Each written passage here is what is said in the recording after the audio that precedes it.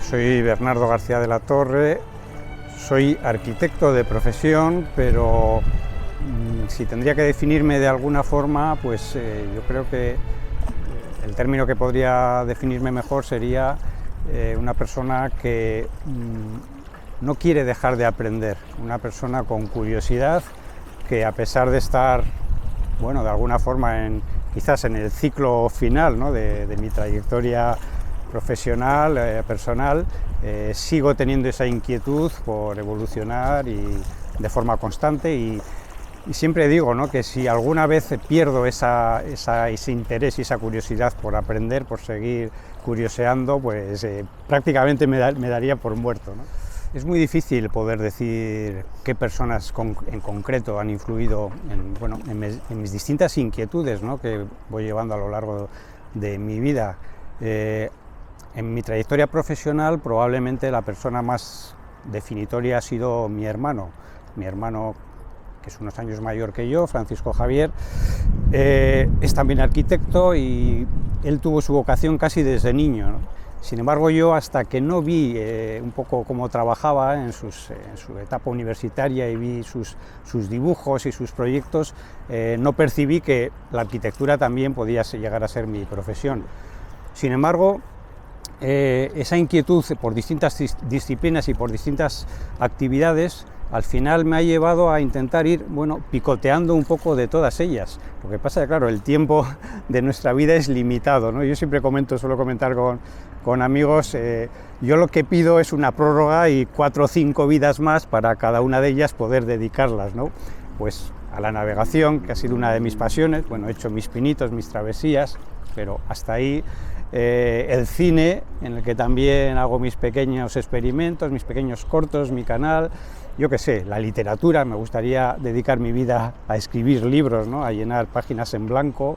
La música, me parece algo extraordinario tener esa capacidad de componer una pieza, ¿no?, una canción, y pues no sé, ese gusto que tiene que dar estar en el escenario delante del público. Y no sé, muchas otras actividades que me gustaría desarrollar con más profundidad. Sí, yo ahora, analizando un poco pues los años ya de trayectoria, lo que detecto es que siempre me han interesado actividades creativas, es decir, esa posibilidad de, no vamos a decir de la nada, pero casi de la nada, poder llegar a crear algo, ¿no?, y de ofrecer algo. Y la arquitectura, la arquitectura tiene una doble faceta, tiene una faceta lógicamente técnica, constructiva, pero tiene esa faceta de creación, ¿no?, de poder ofrecer pues a un usuario final pues su casa o su lugar de trabajo, etcétera, etcétera. Y sobre todo esas fases iniciales de los proyectos, ¿no?, en los que te enfrentas pues eso, con la página o el dibujo en blanco, y puedes empezar a hacer esos primeros bocetos, ¿no?, que puedan ir definiendo ese proyecto. Esa es la fase con la que yo sin duda más disfruto y en la que creo que puedo aportar o he aportado más a lo largo de mi trayectoria. La creación, en definitiva. Bilbao, quizás su referente principal es precisamente el entorno en el que estamos ahora, ¿no?, la ría. La ría ha sido su eje, su arteria vertebradora desde sus orígenes. Bilbao en realidad nace como un puerto interior con una actividad comercial prácticamente durante 6 siglos, y su desarrollo urbano, su desarrollo social, la relación entre sus barrios se va definiendo alrededor de la ría. Y en su segunda etapa, ya a partir de finales del 19, el Bilbao industrial, volvemos a lo mismo, es la ría la que define ese eje vertebrador, ese Bilbao industrial, esas fábricas, ese Bilbao gris que algunos añoramos, aunque pueda parecer un poco contradictorio, ¿no? La cuestión está, y en todas esas etapas Bilbao ha sido una ciudad muy, muy atractiva.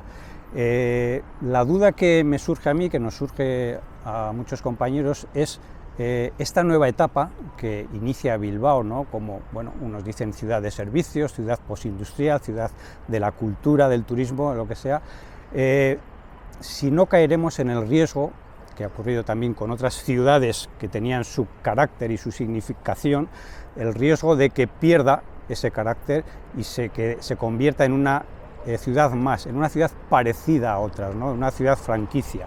Ese es un poco el riesgo en el que podemos caer, y yo en mi labor de, digamos, de investigador y de divulgador, lo que intento es de alguna forma no perder la memoria de lo que ha sido Bilbao y que se pueda mantener como una ciudad diferente, como una ciudad propia, ¿no?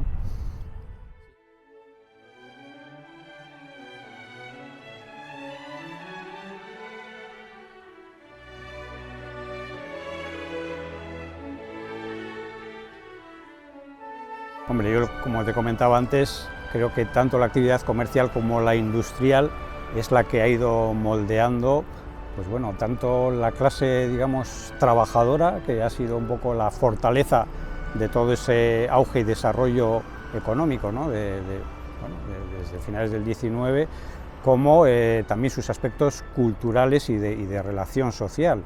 Y quizás la pérdida más grande que hemos tenido o que estamos teniendo estos últimos años son precisamente los vestigios industriales tan importantes que hemos tenido a lo largo precisamente de esta arteria de la que estamos hablando, de la ría. Tenemos muchísimas edificaciones que han desaparecido y otras, aquí un poquito más abajo tenemos un ejemplo del que yo suelo hablar bastante, que es el gran edificio de Molinos Vascos, que es una estructura que yo siempre digo que en Bilbao hay varias catedrales, la catedral religiosa, otros hablan de la catedral del fútbol, San Mamés o el edificio anterior, pero para mí quizás la catedral más importante es esa, la catedral de la industria. Y es muy significativo como ese abandono y ese estado de ruina, de alguna forma, nos indica cómo hemos perdido un poco la visión del pasado de donde venimos, ¿no? Que sería un poco lo que había que intentar reivindicar, ¿no? para el futuro de la ciudad. Yo creo que hay un poco de todo. No cabe duda de que los procesos especulativos han llegado a arrasar con muchas edificaciones, construcciones, espacios urbanos que deberían haberse mantenido. Y yo creo que es muy difícil que desde las instituciones se den pasos realmente definitorios en ese sentido.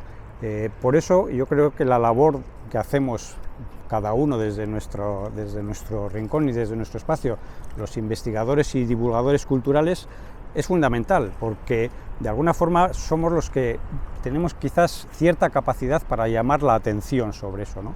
Yo sí que he percibido en los últimos años un cierto cambio de tendencia, por esa presión que algunos colectivos hemos conseguido hacer y hemos conseguido influir en cierta toma de decisiones. Yo muchas veces creo que ciertas decisiones desde las instituciones o desde la administración probablemente no sean deliberadas, sino que simplemente entran un poco en ese dejarse llevar por la corriente, de otros grupos de presión más potentes, que si no tiene el equilibrio o el contrapeso de los que, como te digo, llamamos la atención sobre estas cuestiones, pues probablemente la situación podría haber llegado a ser todavía mucho peor. Por tanto, creo que es importante seguir trabajando en ese sentido y seguir siendo un poco los que hacemos un poco el aldabonazo del toque de atención en estas cuestiones. Probablemente mi afición por la navegación tenga mucho que ver con la cercanía de la ría y del mar, ¿no? Sin duda. En realidad fue una afición, o ha sido una afición un poco tardía, no ha sido desde niño que me lanzaba a navegar, ¿no? por los mares.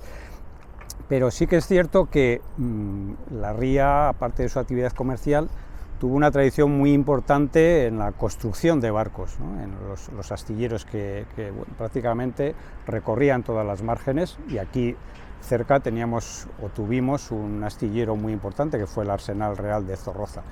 Entonces, esas historias de construcción de barcos a mí siempre me han llamado mucho la atención. Recuerdo, por ejemplo, cuando llegó José Luis de Ugarte, el navegante que hizo la regata Vuelta al Mundo en Solitario, del que está el barco aquí cerquita, en el Museo Marítimo, yo soñaba con alguna vez poder llegar a hacer algo de eso, ¿no? No he llegado a tanto, pero es una sensación, la de la navegación, en la que cuando estás solo, ¿no? En medio del mar, sin ver tierra, pues te das cuenta un poco de que no eres nada, eres una insignificancia pequeña, ¿no?, dentro del planeta, ¿no?, y que en realidad pues bueno, cuando pensamos que somos la leche, que vamos a cambiar el mundo, pues sí, probablemente podamos cambiar algo el mundo, ¿no?, pero es la naturaleza que nos rodea, es el medio lo que realmente nos determina y nos va llevando en muchas ocasiones, ¿no?, independientemente de lo que nosotros podamos querer plantear. Y sí, la navegación, es cierto, siempre ha sido una línea que me ha transportado, ¿no?, a lugares lejanos y que me ha dado muchísimas satisfacciones.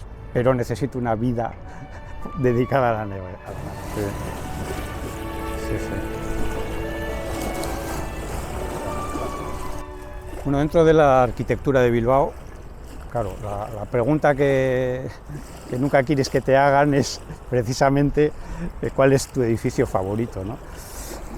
Y yo utilizo un recurso o un truco, y es que cada vez que hablamos de eso, que me hacen esa pregunta, me refiero a un edificio diferente. Así, pues bueno, voy dando un poquito oportunidades a todos, ¿no?, y no me centro solo en uno.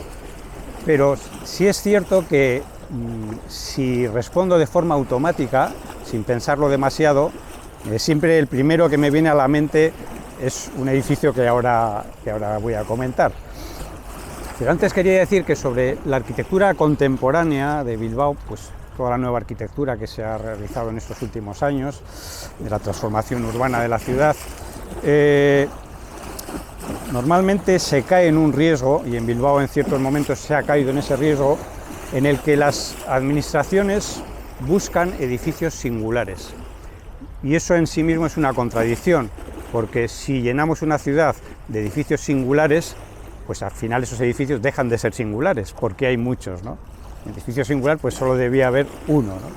Bueno, ahí hecha un poco esta anotación, el edificio que a mí siempre me viene a la mente cuando hablamos de buena arquitectura de Bilbao, es un edificio que ya tiene unos años, que está junto a la ría, precisamente, y que es el edificio que nació como la naviera Sota Aznar, que ahora son dependencias municipales. Es el edificio de ladrillo que se va curvando, acompañando a la curva de la ría, que aparece en una de sus esquinas como la proa de un barco que se dirige hacia la ría, y que me parece, aparte del propio edificio en sí, a nivel constructivo y de diseño, una auténtica maravilla, me parece el ejemplo perfecto de cómo la arquitectura se tiene que adaptar a su entorno. Es decir, ese edificio solo es posible en ese lugar, y el arquitecto ha pensado perfectamente qué es lo que tiene alrededor, la ría por aquí, una plaza por el otro lado, una calle interior por el otro, y si nos fijamos veremos que sus tres fachadas, porque es un edificio triangular, son totalmente diferentes, es decir, responden a un entorno urbano diferente. A mí eso es lo que me parece que es un ejemplo de arquitectura, de edificio por el que no pasa el tiempo y que puede perdurar ajeno a las modas, a las tendencias que puede haber en cada momento. Sí, pero bueno, son esos gestos urbanos lo que realmente para mí definen también a los buenos proyectistas o buenos arquitectos. El otro día estuve en el Teatro Arriaga para otro tema y comentábamos también cómo, bueno, Joaquín Rugova, el arquitecto que proyectó ese edificio a finales del 19, tuvo un gesto urbano también muy interesante que normalmente no se percibe, y es que alinea la fachada del teatro con la calle Bidebarrieta para no taponar la salida natural del casco viejo hacia la ría, ¿no?, ni su perspectiva visual. Bueno, podía haberse aprovechado ese espacio y la calle Bidebarrieta habría quedado cerrada visualmente, ¿no? Pues esos pequeños detalles que a veces no percibimos son los que diferencian la buena de la mala arquitectura. Efectivamente, a veces se hace, bueno, cuando se reclaman los proyectos de grandes profesionales, pero que no viven en el entorno donde se va a construir el edificio, corremos ese riesgo, o se corre ese riesgo, de hacer edificios que probablemente sean adecuados para otro lugar, o para otro clima, o para otras condiciones, ¿no? Bueno, que son los riesgos de esta arquitectura un poco del espectáculo, ¿no?, que nos ha venido, ¿no?, sobrevenida.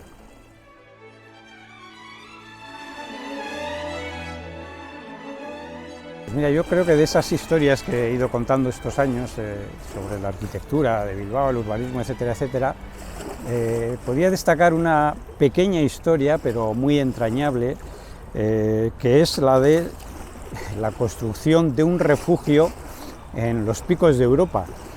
Cabaña Verónica, que podemos decir, bueno, ¿y eso qué relación tiene con Bilbao? Bueno, pues en uno de los vídeos lo cuento. Aparecen dos personajes, un ingeniero y un arquitecto de aquí de Bilbao, que paseando por los muelles junto a la ría, vieron en los años 60 un portaaviones americano que había llegado aquí para ser desguazado, ¿no?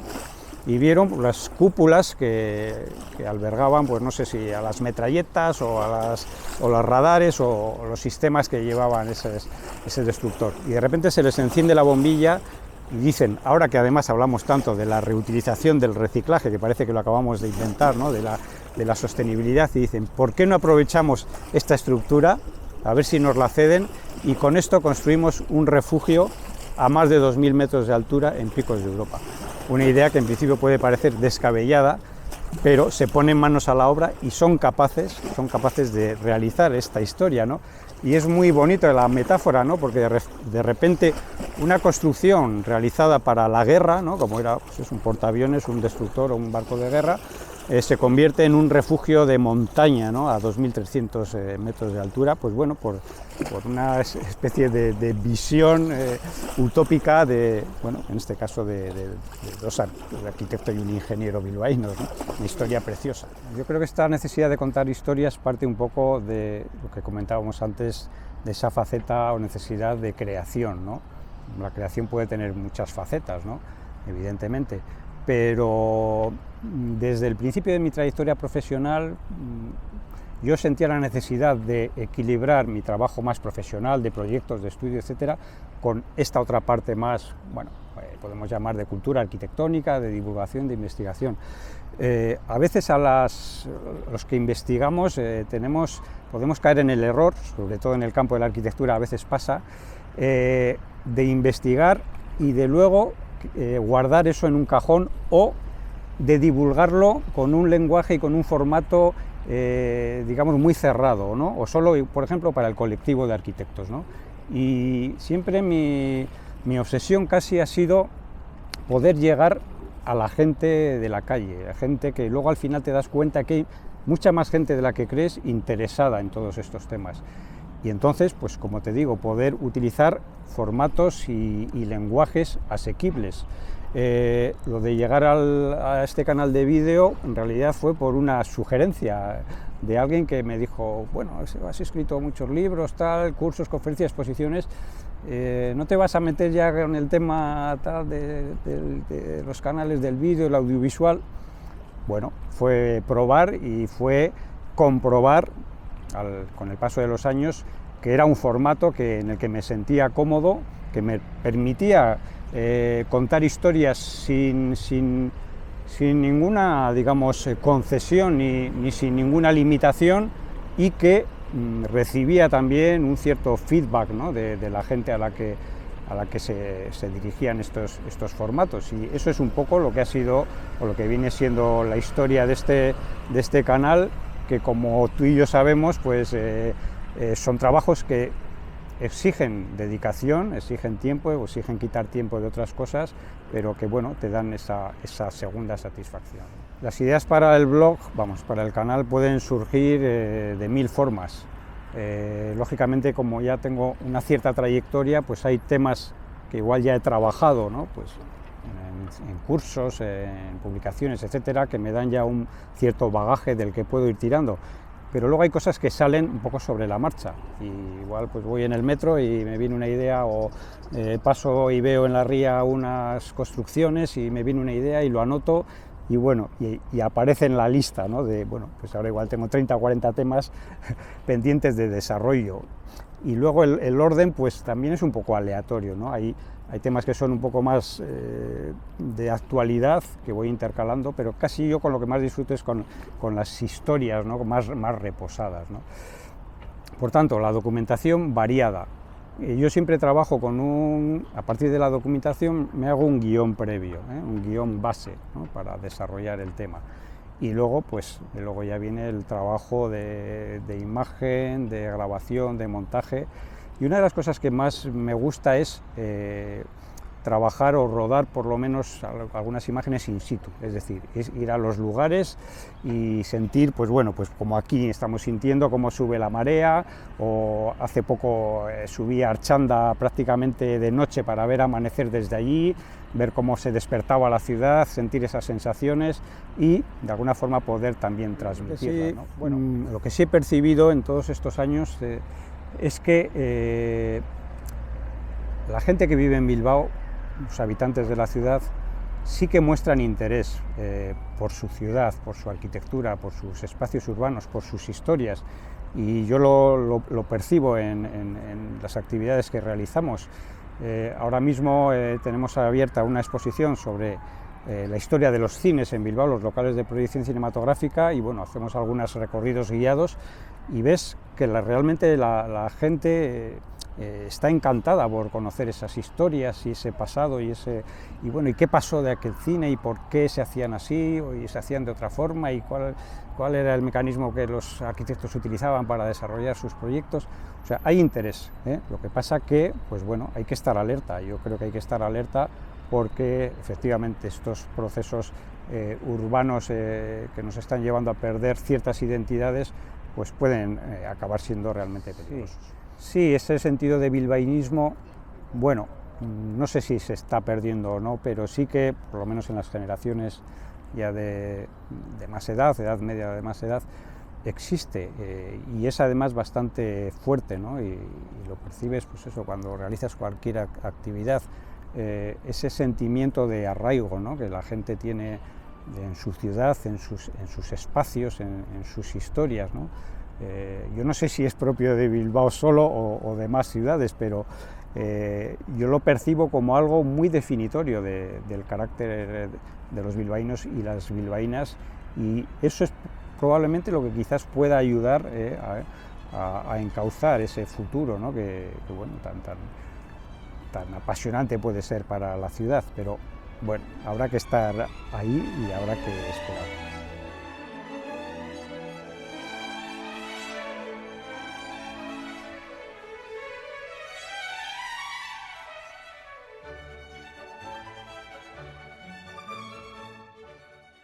Yo creo que a Bilbao, y hago referencia a algunas cosas que he comentado antes, lo que le falta es un espacio precisamente de memoria de su pasado industrial, es fundamental. Y además es que el material existe, ha habido, bueno, varios intentos, y yo incluso participé en algún concurso hace muchos años de un posible museo de la industria en la zona, ¿no? No tiene por qué ser específicamente Bilbao, el Gran Bilbao, ¿no?, relacionado lógicamente y directamente con la actividad de la ría. Y tenemos espacios disponibles. Hemos hablado antes, por ejemplo, de grandes molinos vascos, ¿no?, la Catedral de la Industria, una fábrica harinera que ahora, bueno, tiene unos espacios extraordinarios que prácticamente se están cayendo, ¿no? Yo creo que ese sería un buen enfoque, complementado quizás con otras actividades, pero yo creo que Bilbao necesita recuperar, por lo menos a nivel documental y a nivel de referencia, su pasado industrial, fundamental. Algunos vídeos que he publicado y ver los comentarios de la gente, por ejemplo, un vídeo sobre la fábrica Artiach, bueno, que la gente se volcó porque quien más, quien menos, cada familia había tenido alguna experiencia con la fábrica, o alguien que había trabajado, o una mujer que había sido allí galletera, o recuerdo niños de Olabeaga que cruzaban nadando a la fábrica para coger las galletas rotas que se vendían a bajo precio, ¿no?, las que no se podían aprovechar para la comercialización. Me pareció impresionante que sobre una cosa tan particular, en una fábrica, hubiese tantas historias relacionadas, ¿no?, y vinculadas. Aquí, por ejemplo, en Bilbao ha habido una historia que prácticamente ha permanecido oculta, olvidada en el tiempo, que fue la historia del chabolismo, que fue un fenómeno, bueno, fundamental en los años 50 y 60, y ha permanecido olvidada porque no se ha contado y porque no se ha investigado y porque precisamente es una historia sin nombres y apellidos, ¿no? Las grandes familias o los grandes empresarios o demás pues tenían su documentación, han dejado sus casas, sus palacetes, sus documentos, y se ha podido contar su historia, pero la de estas personas no. Y bueno, yo me impliqué también en esa historia, y al final, cuando la cuentas, te das cuenta de que interesa, ¿no? Y que abres los ojos de mucha gente a una parte de esa memoria que estaba prácticamente desaparecida. Para conocer Bilbao, yo lo primero que recomendaría, y es una actividad que hicimos hace años, ahora ya es muy habitual, y por aquí hemos visto ahora el ejemplo, es hacer un recorrido a través de la ría. A través de la ría, en una embarcación, donde podemos descubrir, pues eso, desde el origen de la ciudad, en el casco viejo, pues hasta su pasado industrial, ¿no? Y si no podemos hacerla o no nos apetece hacerla en barco, hay otro recorrido que a mí me gusta mucho, que es también ir, digamos, cruzando la ría a través de sus puentes. La historia de los puentes en Bilbao es otra historia maravillosa, de la que podemos contar mil y unas claves, ¿no?, del desarrollo. Y esos puentes, esas construcciones, entre ingenieriles y arquitectónicas, son fundamentales para el crecimiento de cualquier ciudad que tenga, pues, es una arteria fluvial como la nuestra, ¿no? Entonces yo, esa primera recomendación sería recorrer la ciudad a través de la ría. Bueno, el participar en este proyecto fundamentalmente es porque, primero, yo siempre estoy abierto a cualquier aportación, ¿no?, a personas que, como tú en este canal, ofrecen la posibilidad, ¿no?, de contar historias, de contar experiencias, de mostrar sensibilidad, ¿no?, en un entorno urbano como el que tenemos, en el entorno de la ría. Y bueno, he conocido tus trabajos anteriores, tus fotografías, las fotografías, a mí la fotografía es otra de las actividades que me gustaría, una vida para la fotografía. Y bueno, en pequeña escala, pues bueno, yo voy siempre con mi cámara en ristre haciendo fotos de florecitas, de insectos y demás, pero una de las cosas que más difícil me parece es, en la fotografía, por ejemplo, es el retrato, y poder transmitir cosas a través de un retrato, ¿no? Entonces eso me llamó la atención y me dijo, bueno, aquí hay un proyecto sólido, un proyecto interesante y apetecible, ¿no? Y por eso estoy aquí hablando de mis cosas y de las cosas de Bilbao.